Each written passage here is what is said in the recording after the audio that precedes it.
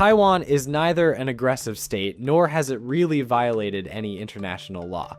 But still, as of 2026, out of 193 United Nations member states, 181 do not recognize the country, meaning almost 95% of the world has no formal diplomatic ties with Taiwan.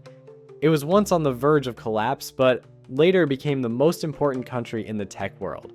Taiwan's economic growth in the 1960s and 70s is not less of a miracle, as it shifted from an agricultural economy to an export-led economy. However, it was not until the year 1987 when one company in Taiwan began manufacturing and exporting something so significant that it made the whole world immensely dependent on the island. This is the story of Taiwan, Morris Chang, and the company he founded, TSMC. Grab some snacks and get comfortable.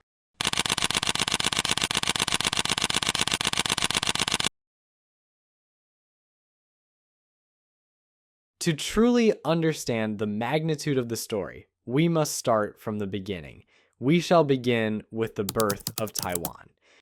During the Cold War, the world was divided into two blocks, the capitalist and the communist.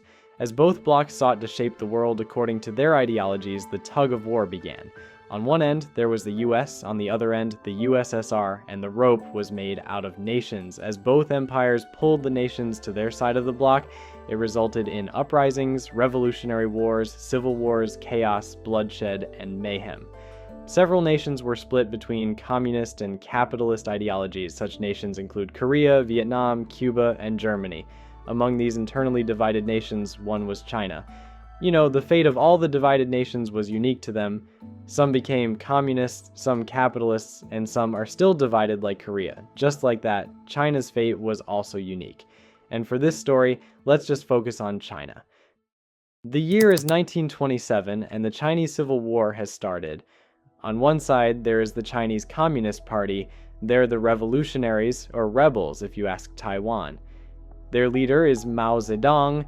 Their opponent is the ruling Democratic Party called the Chinese Nationalist Party, or KMT. Their leader is Chiang Kai-shek. The Civil War lasted for 22 years. In 1949, Mao won, gaining complete control over mainland China. As he gained control, the ruling government was forced to retreat. With nowhere to go, the nationalist takes shelter on a relatively small island located southeast of mainland China. The local name of this island was Taiwan. However, in the West, it was known as Formosa, a name coined by Portuguese sailors in the 17th century. The story goes that they saw the island and were so stunned by its breathtaking and lush landscapes that they simply named it Ilha Formosa, which literally translates to beautiful island in English. So now, the Chinese government is in exile on an island the rebels can't reach. They simply don't have good enough ships. To make matters worse for the rebels, the United States brings its strong navy to save another country falling under communism. Given the situation, Mao puts his plans to invade Taiwan on hold. Later, he abandons the plan altogether due to the outbreak of the Korean War and shifts his focus to his newly claimed country. He renamed it from the Republic of China to the People's Republic of China. He just added people to the name.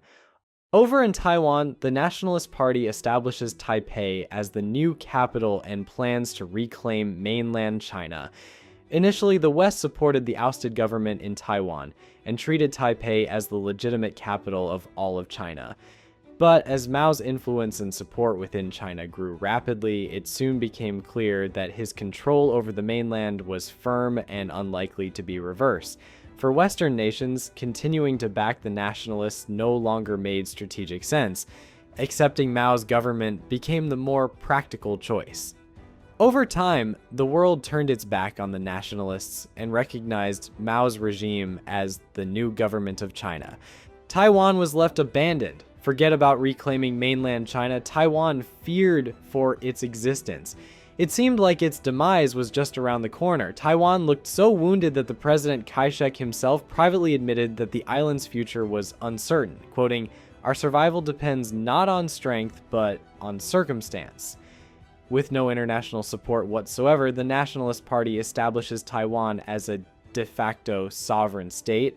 However, to this day, the official name of Taiwan remains the Republic of China.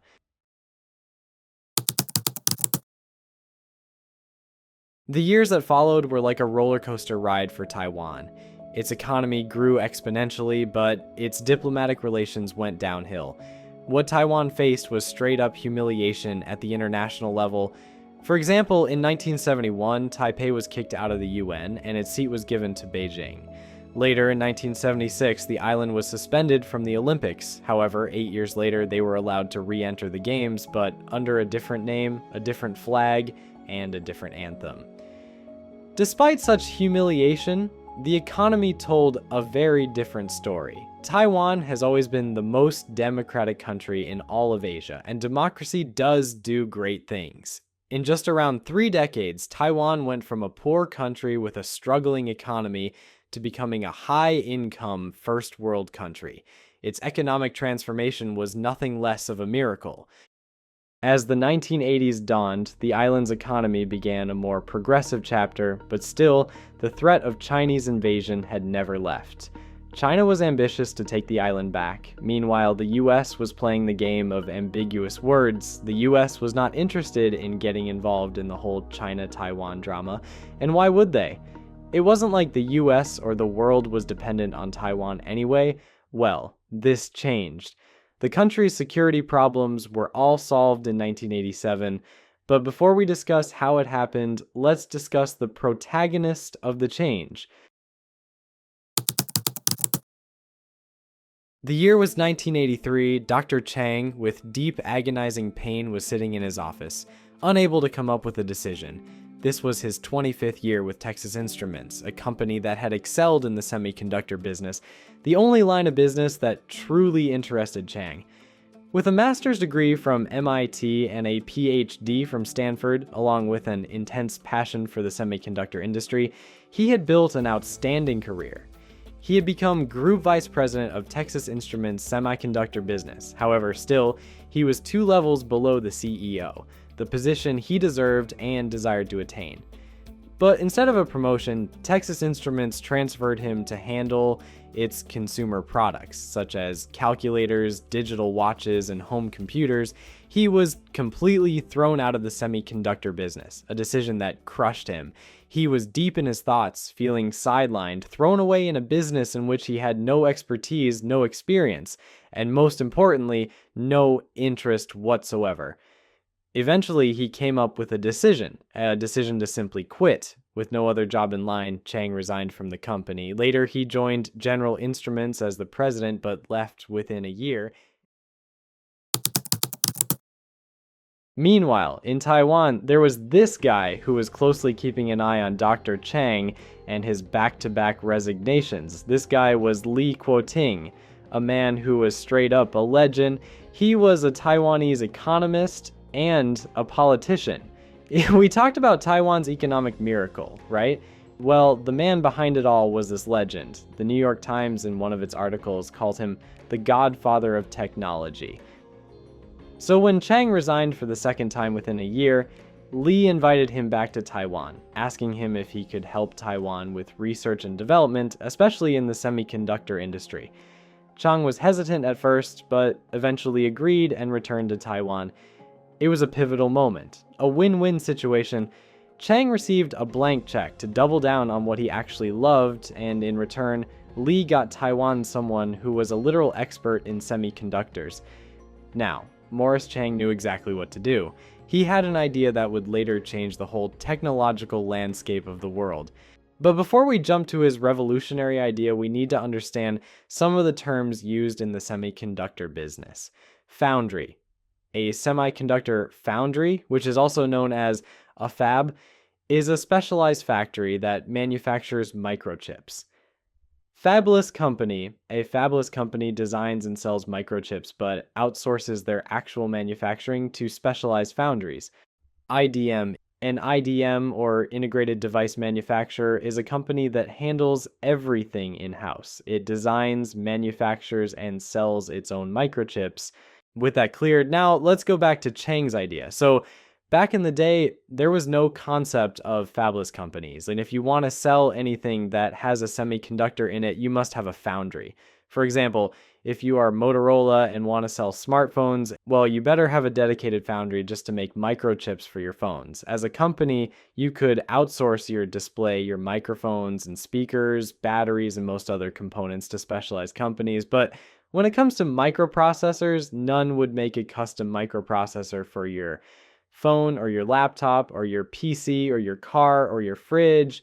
Yes, most things, even back in the 80s, had started incorporating semiconductors for computational advantage. The emerging world desperately needed a pure play foundry that would make custom microprocessors for other companies. And Chang knew it very well. With the government support and a massive investment from Philips, TSMC, Taiwan Semiconductor Manufacturing Company, was established as a pure play foundry. It didn't sell products with microchips. It did one thing exclusively.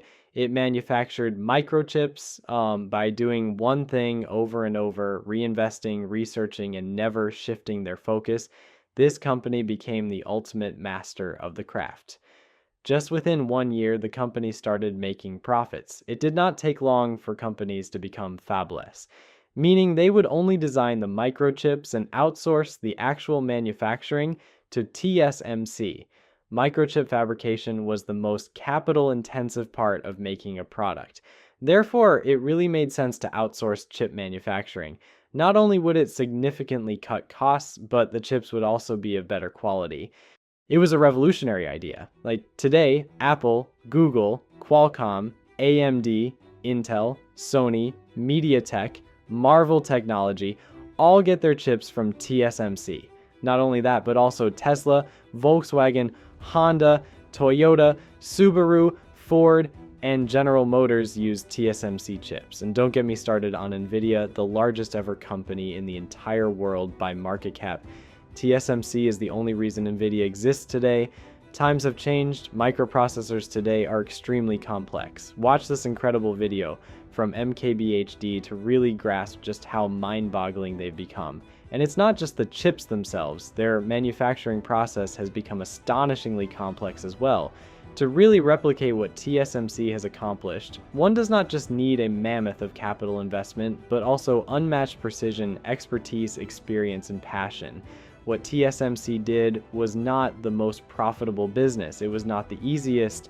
Throughout the years, many fabless companies emerged, but the largest and most dominating pure-play foundry remained one. The device you're watching this video on purely depends on the microchip it has. The wireless earbuds you're wearing right now have microchips in them. The microchip in your fridge fails and it won't cool. The desktop at your work desk or the laptop lying in your lap got microprocessor as its most crucial component. The car you drive could have over 100 microprocessors. I think a whole chapter should be named after AI in the world's biography.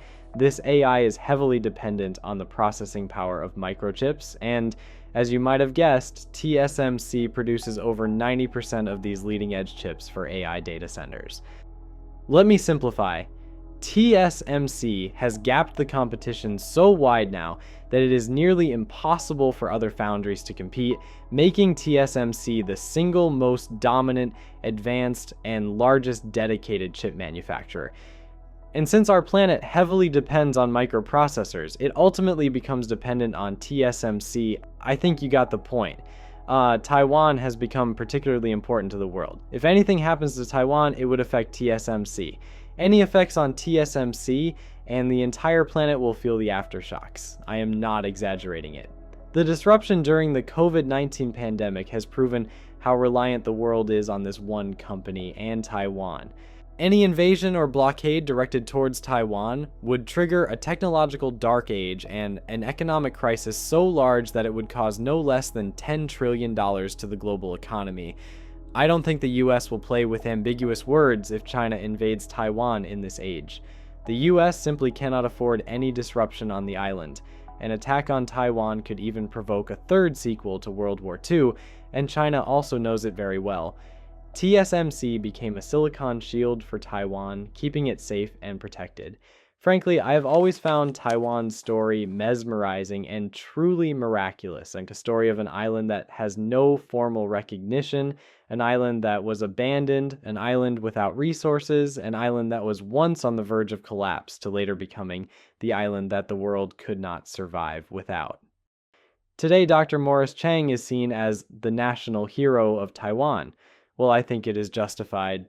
Well, that's all for now. I hope I did justice to such a remarkable story. Thank you for watching.